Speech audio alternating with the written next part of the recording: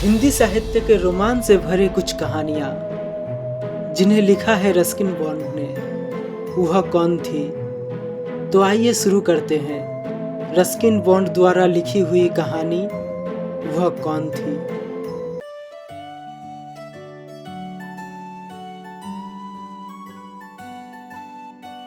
मौसम बहुत ठंडा था और जैसे चंद्रमा हिमालय की चोटियों के ऊपर से आया।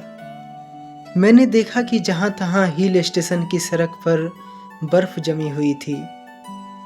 मैं बहुत ही खुश रहता यदि मैं बिस्तर में एक किताब और गर्म पानी की बोतल लेकर सो सकता, पर मैंने कपारिया से कह रखा था कि मैं उनकी पार्टी में आऊँगा और यह बहुत अशिष्ट बात होती यदि मैं बिस्तर पर घर में ही पड़ा रहता। मैंने 2 स्वेटर पहने, एक पुराना फुटबॉल का स्कार्फ लगाया और ऊपर से कोट पहना तथा चांदनी रात में सड़क पर चल पड़ा। कपारिया का घर लगभग 1 मील से कुछ अधिक दूर था और अभी मैं आधे ही रास्ते पर पहुंचा था कि मैंने देखा कि बीच सड़क पर एक लड़की खड़ी थी। वह 16-17 साल की रही होगी। वह कुछ पुराने फैशन की लग रही थी। लंबे बाल जो कमर तक आ रहे थे और एक सलमे में सितारे वाली ड्रेस पहनी हुई थी, जिससे मुझे अपनी दादी की एल्बम में लगे हुए फोटो की याद आ गई। जब मैं नज़दीक गया तो देखा कि उसकी बड़ी सुंदर आंखें और मनमोहक मुस्कान थी। मैंने कहा, गुड इवनिंग। बाहर निकलने के लिए यह बड़ी ठंडी रात है। क्या आप पार्टी में जा रहे हैं? बिल्कुल सही। और आपके सुंदर ड्रेस से मैं अंदाज़ा लगा सकता हूँ कि आप भी वहीं जा रही है। तो आ जाइए, हम लगभग वहाँ पहुँच ही गए हैं। वह मेरे साथ चलने लगी और जल्द ही हमें कपारिया के घर से देवदार के पैरों से छनकर आ रही रोशनी दिखाई पड़ने लगी। उस लड़की ने बताया कि उसका नाम जूली था। मैंने उसे पहले कभी नहीं देखा था, पर मुझे हिल स्टेशन पर आए अभी थोड़े ही दिन हुए थे। वहाँ पार्टी में काफ़ी लोग आए हुए थे, पर जूली को कोई नहीं जानता था। हर किसी ने सोचा कि वह मेरी दोस्त है। मैंने इस बात से मना भी नहीं किया। यह बात साफ थी कि वह अकेलापन महसूस कर रही थी और लोगों के साथ मिलना जुलना तथा दोस्ती बढ़ाना चाहती थी। वह खूब मज़े भी ले रही थी। मैंने उसको बहुत खाते पीते भी नहीं देखा, पर वह एक ग्रुप से दूसरे झुंड में फुदक फुदक कर जा रही थी, बातचीत करते हुए, सुनते हुए और हंसते हुए। और जब संगीत शुरू हुआ तो फिर वह लगातार नाच रही थी, कभी अकेले तो कभी किसी पार्टनर के साथ। इससे कोई मतलब नहीं था कि कौन पार्टनर था। वह पूरी तरह से संगीत में ओतप्रोत थी। लगभग आधी रात थी जब मैं वहाँ से जाने के लिए उठा। मैंने काफ़ी मात्रा में पंच पी लिया था और बिस्तर में सोने के लिए तैयार था। जब मैं अपने मेज़बानों से विदा ले रहा था, गुड नाइट कह रहा था और सबसे मैरी क्रिसमस कह रहा था, जूली ने भी मेरी बाहों में बाहें डालकर कहा कि वह भी घर जाएगी। जब हम बाहर निकल आए तब मैंने उससे पूछा, तुम कहाँ रहती हो जूली?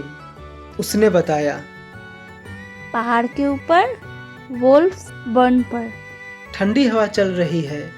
यद्यपि तुम्हारी ड्रेस बहुत अच्छी है, पर यह तुम्हें सर्द से नहीं बचा सकेगी। ऐसा करो, तुम मेरा ओवरकोट ले लो। मैं अच्छी तरह कपड़े ओढ़े पहने हूँ। उसने कोई प्रतिवाद नहीं किया और मैंने अपना ओवरकोट उसे पहना दिया। फिर हम घर की ओर चल दिए, पर मुझे उसे सारे रास्ते लेकर नहीं जाना पड़ा। लगभग उसी जगह पर जहां हम पहले मिले थे।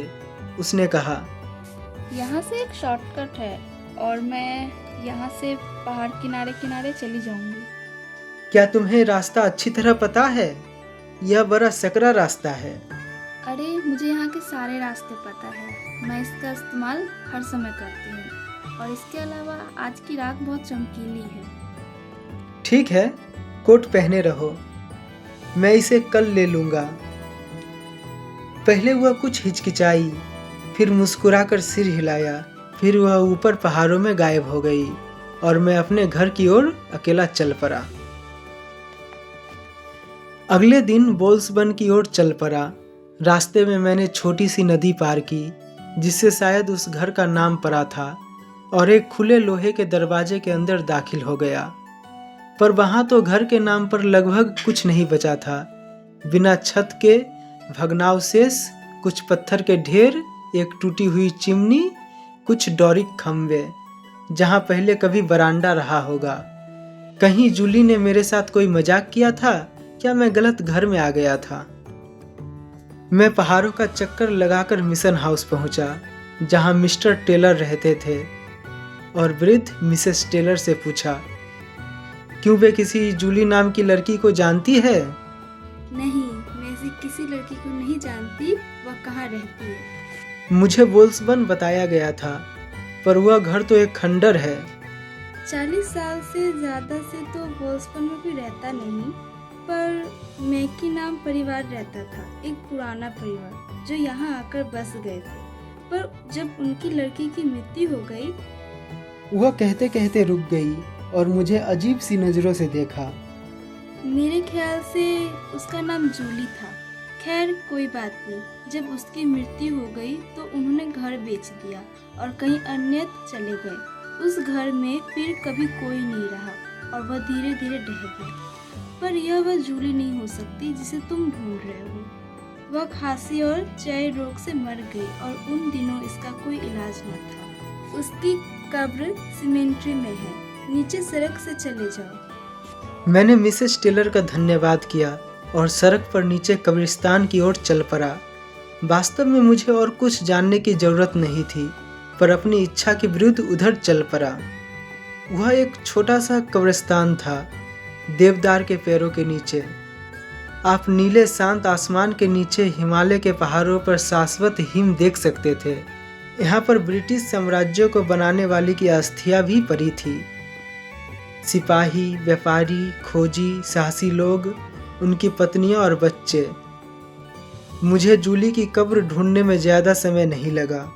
उसका एक साधारण हेड स्टोन था जिस पर उसका नाम साफ साफ लिखा था, जूली मैकिनॉन, 1923 से 39। हमारे साथ एक क्षण अगले क्षण छिन गई। अपने निर्माता के पास चली गई चिर विश्राम के लिए। यद्यपि कई मानसून इस सिमेट्री में आए और पत्थरों के ऊपर से उनको धोते हुए चले, पर इस टॉम स्टोन कब्र को छू नहीं सके।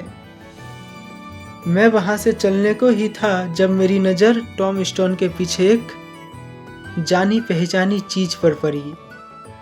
मैं घूमकर उसके पीछे गया।